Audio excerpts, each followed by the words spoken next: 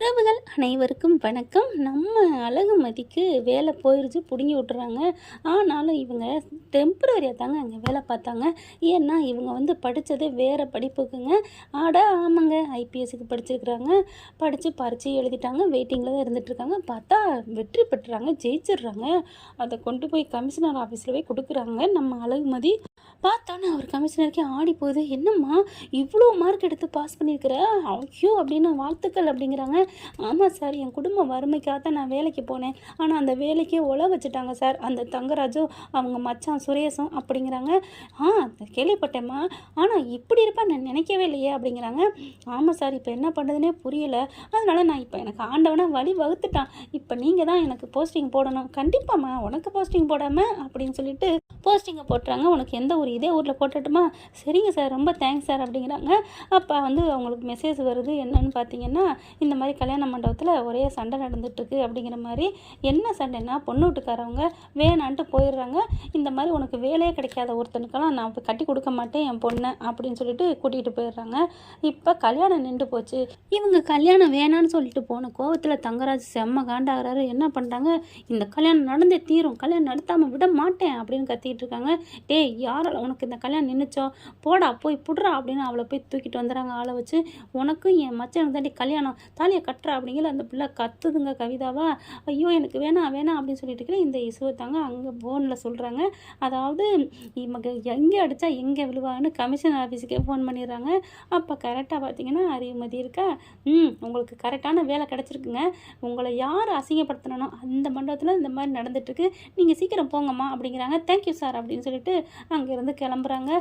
பார்த்தா செம்ம சந்தோஷம் தாங்கலை. இங்கே வராங்க, நேராக மண்டபத்துக்கு வந்தால் இதோ வந்துட்டால, இவனால தான் எல்லாமே அப்படின்னு சொல்லிட்டு இவளை புடுறா, இவளுக்கு தாலியை கட்டுறா அப்படிங்கிறாங்க. நிறுத்துங்க அப்படின்னு சொல்லி கத்துறாங்க. யாருக்கு தாலி கட்டுறது, என்னடா நினச்சிட்டு இருக்கீங்க? நான் யார் தெரியுமா? நீ யாரா? வேலை போன ஒரு ப்ரொஃபஸர்னே சொல்ல முடியாது, நீ வேலை இல்லாத வெட்டி ஆஃபீஸரு. யாரா வெட்டி ஆஃபீஸரு, இங்கே பார் அப்படின்னு சொல்லிட்டு காமிக்கிறாங்க. என்னது அறிவுமதி ஐபிஎஸ்? ஆமாடா, நான் என்ன சும்மா ரொம்ப நினச்சியா? உனக்கு மேலே பதவியில் வந்திருக்கேன் என்ன அப்படிங்கல அப்படியே ஆடி போகிறாங்க. என்னடா நடக்குதுங்களா, அம்மா என்னை காப்பாற்றுங்க அப்படின்னு எல்லாரும் வேகமாக கெஞ்சுறாங்க. இந்த மாதிரி என் பிள்ளை அப்படி பண்ணுறானே, உங்களுக்கு தெரியாதா, நீ தானம்மா எல்லாம் பண்ண அப்படின்ட்டு. நான் இருக்கேம்மா, கவலைப்படாது, நீங்கள் எல்லாம் கிளம்புங்க அப்படின்னு கிளப்பி விட்றாங்க.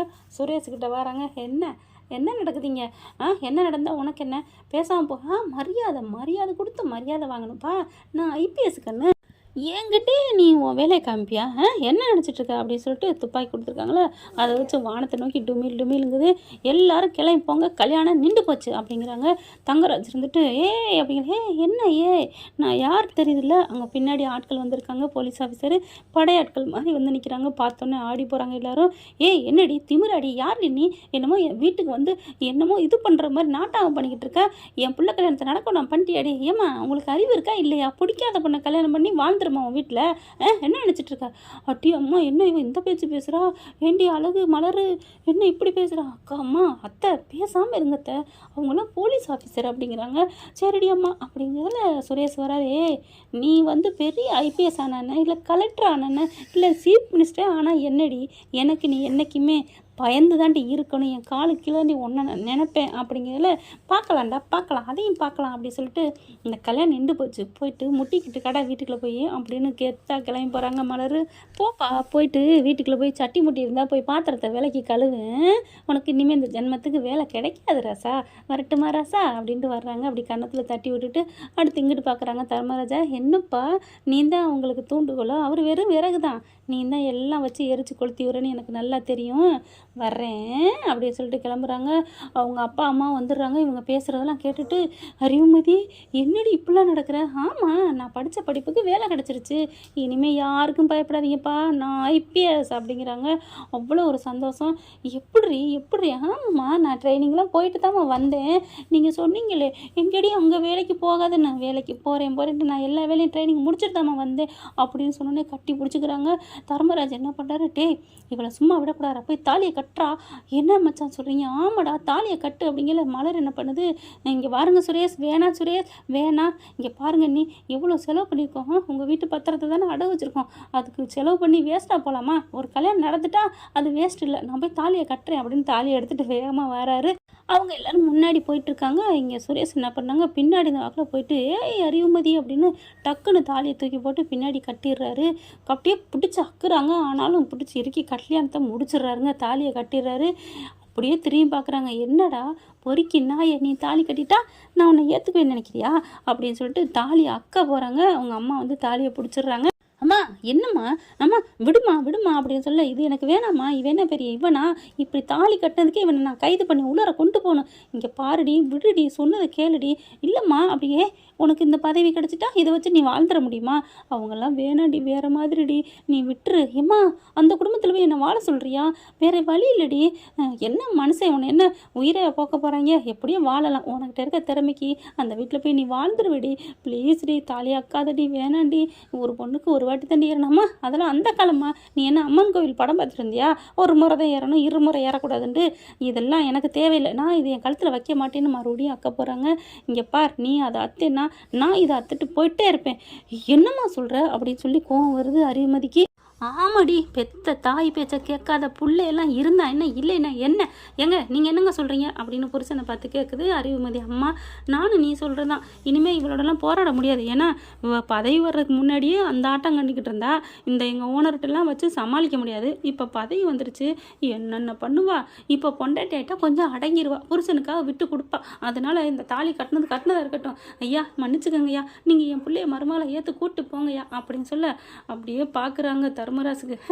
என் வீட்டுக்கு வந்து உனக்கு இருக்குடி கச்சேரிங்கிற மாதிரி பார்க்க. ஆனால் சுரேஷ் என்ன பண்ணுறான், நான் தாலி கட்டினதையும் கூட வாழ்கிறக்கா இல்லை, இவ கொட்டத்தை அடக்கிறக்கா தான், இவன் எனக்கு தேவையில்லை, கூட்டு போக சொல்லுங்க அப்படிங்கல. ஹே என்ன நினச்சிட்டு இருக்க, நான் என்ன முன்ன மாதிரி ஒரு ஐயோ முன்ன மாதிரி இல்லை, ப்ரொஃபஸராக இருக்கையிலே நான் உன் கண்ணில் விரல விட்டு ஆட்டினவன், இப்போ ஐபிஎஸ், நான் என்ன சும்மா விட்டுவேன் நினைக்கிறியா, நீ வெறும் லோ கிளாஸ், நான் ஐபிஎஸ், என்ன நினச்சிட்டு இருக்க, என்ன நீ விரட்டிட முடியுமா, இதில் யார் அப்படிங்கல மலரை பார்க்குறாங்க. நீங்கள் நான் அவங்க அண்ணி, அப்போது எனக்கு சிஸ்டர் அக்கா அப்படித்தானே, ஆமாப்பா ஆமாம், வீட்டுக்கு போகலாமா அப்படின்னு சொல்ல, மதி அறிவுமதி என்னம்மா, ஆமாக்கா எனக்கு எப்படியும் ஒரு மாப்பிள்ளை கல்யாணம் பண்ணத்தான் போகிறாங்க, எங்கள் அப்பா அம்மா சரின்னு சொல்லிட்டாங்க, இவங்களோட ஆட்டத்தை அங்கே வந்து அடக்கலாமா, மதி நீ தான் வந்து எல்லாம் பண்ணணும், நாங்கள் அவ்வளோ கஷ்டப்பட்டுக்கிட்டு இருக்கோம் தெரியுமா, தெரியும்க்கா தெரியும், நான் தான் அன்னைக்கே கேள்விப்பட்டனே, இருக்கட்டும் இந்த குடும்பத்துக்கு நம்ம போனால் வச்சு செய்யலான்னு நினச்சேன், நான் அன்னைக்கு நினச்சதை கடவுள் நிறைவேற்றி விட்டான்னு நினைக்கிறேன், பார்க்கலாம். இல்லை மதி சுரேஷ் நல்லவர் தான் அப்படிங்களா, விடுக்கா நான் எல்லாம் பார்த்துக்கலாம், எல்லாம் எனக்கு தெரியும்க்கா, கிளம்புங்க மாமியாரே மாமனாரே வாங்க, குழந்தைனாரே வாங்க, நாத்தி வா வா வா, என்ன அங்கே லுக்கு விடுற மாதிரி இருக்குது, இம்படி சண்டை நடக்கலையா அப்படின்னு கரெக்டாக வந்த அடுத்த நிமிஷமே கண்டுபிடிச்சிடுறாங்க. அண்ணி எப்படி அண்ணி, பேசாமல் இரு, உனக்கு நான் கிரீன் சிக்னல் காமிக்கிறேன், அண்ணி எங்கள் அண்ணி எங்கள் வீட்டுக்கு வந்தாகணும் அப்படின்னு சொல்லிட்டு, அங்கிள் ஆண்டி நீங்கள் கவலையே படாதீங்க, அண்ணியை நாங்கள் பத்திரமா பார்த்துக்குறோம் அப்படிங்குது அந்த பிள்ளை. அதுக்கப்புறம் சந்தோஷம் அவங்களுக்கு தாங்கலை. ஆனால் சுரேஷ் என்ன பண்ணுறான், அவன் மூக்க உடைக்கலான்னு பார்த்தா நம்மளை முகரையே உடைச்சிட்டாலே அப்படின்னு நின்றுக்கிட்டு இருக்காங்க. எல்லோரும் காரில் ஏறுறாங்க. கிளம்புங்கப்பா வாங்க போகலாம் அப்படின்னு சொல்லிட்டு கிளம்ப, இங்கே அறிவுமதியோட அப்பா அம்மாவும் பார்க்குறாங்க. பார்த்து பத்திரமா இருமா, நீங்கள் கவலைப்படாதீங்கப்பா, நான் இருக்கேன்ல, என் தங்கச்சியை விட்டுருவேனா என்ன அப்படின்னு சொல்லி கையை பிடிச்சோன்னே அவங்களுக்கு ரொம்ப சந்தோஷம். அக்காலும் தங்கச்சியுமா ஒரு வீட்டில் ஒத்துமையாக நீங்கள் வாழணுமா அப்படிங்கிறாங்க. நாங்கள் பார்த்துக்குறோம் வா அப்படிங்கிறாங்க. அறிவுமதி வந்தோன்னே இவங்களுக்கு ரொம்ப சந்தோஷம். சுரேஷ் உருண்டு வந்துக்கிட்டு இருக்கான். அதுக்கப்புறம் வீட்டுக்கு போயிடுறாங்க. ஃபர்ஸ்ட் நைட்டுக்கெலாம் ஏற்பாடு பண்ணுறாங்க. ஃபர்ஸ்ட் நைட்டுக்குள்ளே போன கையோட ரூம்குள்ளே பாலை கொடுத்து அனுப்புகிறாங்க. இதெல்லாம் தேவையில்லைன்னு ஆத்தாக்காரி சொல்லுது. ஆனால் மலர் இருந்துட்டு அதெல்லாம் முறைப்படி நடத்த ஆகணும் அப்படிங்கிறாங்க. எல்லாத்தையும் கொண்டு போகிறாங்களா, போன கையோட ஏய் அப்படின்னு குடுமையை பிடிக்கிறான்.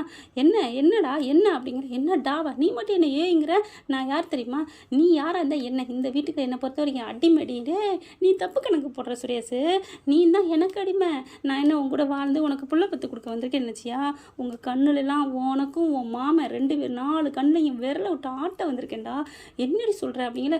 ஆமாம் அதுக்கு சாம்பிள் பார்க்குறியா அப்படின்னு சொல்லல. இங்கே பார், ஒன்று நான் நாளையிலேருந்து என்ன பண்ணுறேன், வீட்டு வேலைக்காரி, என்னது வீட்டு வேலைக்காரி, டக்குன்னு திரும்புகிறாங்க. பால் அங்கே இருக்குது, போயிட்டு எடுத்து வேகமாக மூஞ்சில் பட்டார்னு ஊற்றுறாங்க. ஐயோ ஐயோ அம்மா அப்படின்னு துடிக்கிறாரு. என்ன நினச்சிட்ருக்கேன், பொம்பளைங்கன்னு உனக்கு கிள்ளுக்கிறேன்னு நினச்சியா அப்படிங்கல. அடி பாவி, இந்நேரம் இது சூடாக இருந்தால் என்னடி பண்ணியிருப்பேன் அப்படின்னு சொல்ல, அடப்பாவி சூடாக தான் என்ன பண்ணிப்பேங்கிறேன், டம்மியாடா நீ, என்னமோ ஓவராக பேசவும் நான் பயந்துட்டேன். நான் கூட கொஞ்சம் மனசுக்குள்ள பயம் இருந்துச்சு, இப்போ சப்புன்னு போச்சு அப்படின்ட்டு. அதுக்கப்புறம் நான் விரலை விட்டுட்டேன், கையை விட்டு பார்த்தேன், சூடு இல்லாமல் இருந்துச்சு, அதனால தான் மூஞ்சியில் ஊற்றினேன். இல்லைன்னு வச்சுக்கேன் அப்படின்ட்டு பார்க்குறாங்க. அம்மா தாயை ஆளை விடுமா அப்படின்னு போயிட்டு பாத்ரூமில் மூஞ்சியெல்லாம் கழுவி விட்டு பெட்டி படிக்க எடுத்துகிட்டு, அதாவது போர்வை தலானி எடுத்துகிட்டு வெளில போகிறாங்க. வெளியில் போனால் அது தப்பு, முதல்ல இங்கே படுப்பா, நான் ஒன்றும் செய்ய மாட்டேன் மாம்சே அப்படின்னு சொல்லிட்டு படுக்க வைக்கிறாங்க. கீழே போய் படுக்க போகல, சரி வேணாம் போன போது மேலே படுத்துக்கங்க அப்படின்னு தலானியை போட்டுக்கிறாங்க. நடுவில் போட்டுட்டு இங்கிட்ட அங்கிட்டும் படுக்கிறாங்க. எத்தனையோ நாடகங்களை பார்த்துட்டோம், நடுவில் தலானியை போட்டதை தூக்கி எறிஞ்சிட்டு 2 பேரும் சங்கமிக்கிறத பார்க்கலாம். என்ன நடக்க போகுது. தேங்க்யூ. இந்த வீடியோ உங்களுக்கு பிடிச்சிருந்தா தயவு செய்து லைக் பண்ணுங்க. இன்னும் அப்டேட்ஸ்க்காக சேனலை சப்ஸ்கிரைப் பண்ண மறக்காதீங்க. நம்ம கிட்ட இருக்க எல்லா சேனல்ஸோட லேட்டஸ்ட் வீடியோ அப்டேட்ஸ்க்காக மேல ரைட் சைடுல காட்டுற லிங்கை கிளிக் பண்ணி வாட்ஸ்அப் குரூப்ல ஜாயின் பண்ணுங்க. உங்களிடம் விடைபெறுவது நான் உங்கள் மெஹர்.